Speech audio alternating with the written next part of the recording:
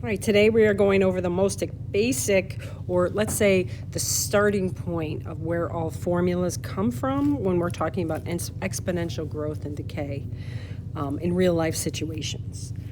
So we have all these values. So the way that this works is P is your starting value. P is your starting value. A of T, so this is where P goes. So right in front of or multiply times this, whatever is there, is the starting value. This here would be the ending value, initial or start. T is the amount of time that passes. Now it could be months, years, days, hours. It doesn't matter. It's contingent on what the actual question or problem says. And then R is the percent rate of change, and we always insert that as a decimal. So if the rate is 7%, we divide that by 100, and we get 0.07. So converting from a percent to a decimal, that's what you do, or just move the decimal over 2. Alrighty. So use the following to answer these questions. Alrighty.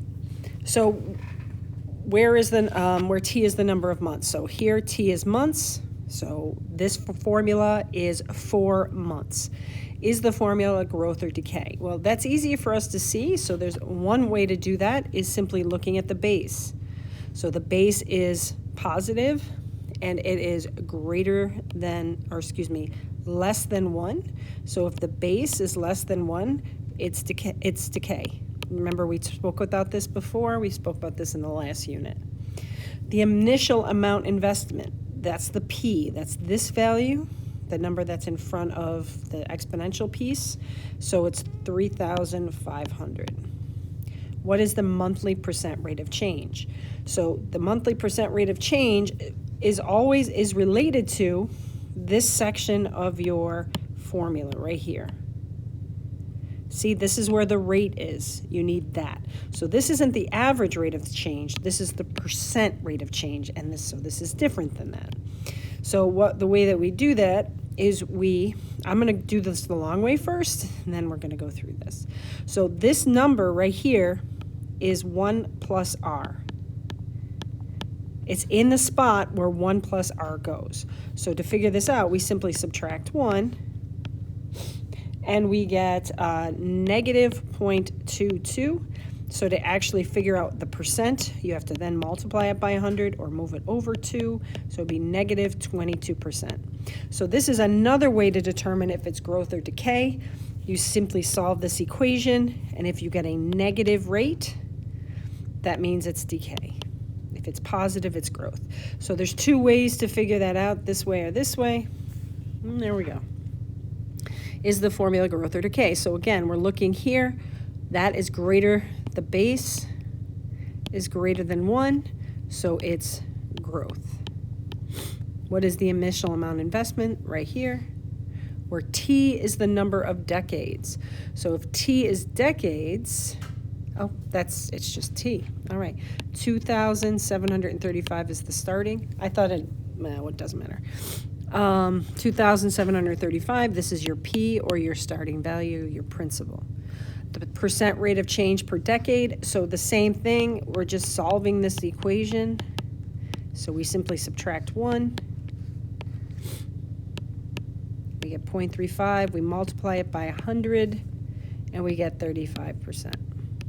So that's the rate of change every decade. This guy changes 35%.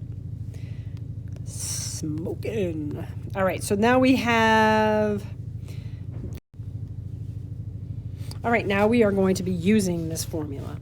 So David bought a new car for $35,000. This is our P value. The car, so remember this is the formula, A of T equals P times 1 plus the rate to the T power.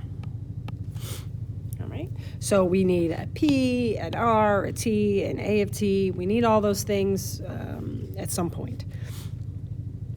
Percentage is the rate.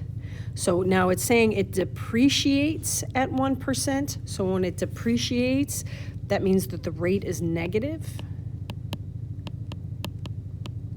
Negative. That depreciates going down. Okay, so it's technically negative 1%. And to plug this into the formula, our R value has to be a decimal. So you divide this by 100, and it's negative 0.01. Okay, so to write this formula, we just use this formula, and we use our specific information from these problems. So A of t equals 35,000. 1 minus 0.01 to the t power. If you wanted to, you could make this m because it is a number of months. Sometimes that helps you just remember, but you know, it's up to you. So you can add those two together just so that it's easier to type and write, or subtract, whatever.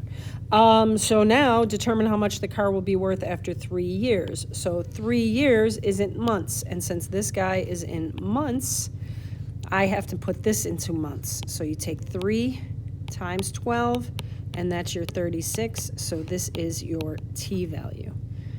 So that's t. Now we plug that into this formula for t. So A of 36 equals 35,000. 0.99 to the 36 power. Put this into your calculator and you get $24,374.46. And I rounded here. Remember, when it's money, you round to the nearest cent. And cent is 2 decimal places, or the nearest hundredth. And then the final way that we use this is figuring out, actually finding the t for time. So finding time is the one that takes this into Algebra 2. You know, we didn't do this in Algebra 1. The other ones you may have. So this one right here, this is your ending value. How long will it take for David's car to be worth $10,000? So this is our A of t. The whole thing, not just the t part. So we're going to put 10,000 in on this side, and then we put 35,000.99 to the 36th power. Oh, no, that was just looking above. We don't know what this is right now.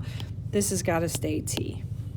Okay, so now we're solving for t. Remember, when you solve for an exponent, you must use logs. There is no other way. Use logs. So we have to get this piece by itself, so we have to divide by that 35,000. And if we do that, you get 2/7. Now, you could write the decimal, but sometimes the decimal is just a little harder to write. Or you could just write a decimal and keep the non-rounded thing in your calculator. Again, that's up to you. And now that we're solving for t, this is the spot where logs are needed. Okay, you have to get something out of an exponent, we have to use logs. So this is the base, so it's the base on the logs, 0.99.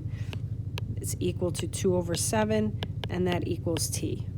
So log 0.99 of 2/7, plug that into your calculator, and we get 124.6488 is t. They want us to the nearest month, so we just round this. The nearest month is the nearest whole number, so it's 125 months. They could also ask for years or decades or whatever, so remember, you make sure you look and see where they want you to round to. All right, have a wonderful day.